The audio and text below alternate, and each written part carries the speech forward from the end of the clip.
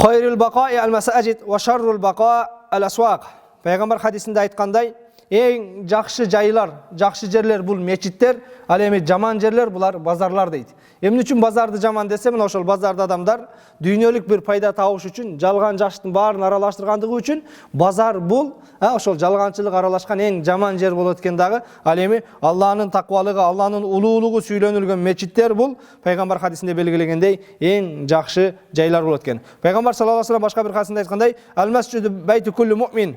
Мечит бул ар бир ыймандуудун үйү дейт. Мечит ар бир ыймандуудун үйү десе, ва фи ривая башка бир версиясында иннал масажида буютул муттақин. Чындыгында мечиттер таквадарлардын, Кудайдан корккондордун үйү. Фамен канатил масажиду буютаху, кимдин үйү мечит анын үйүнө айлана турган болсо, доминаллаху лаху бир рухи ва рахма вал жавази аля сирати илал жанна.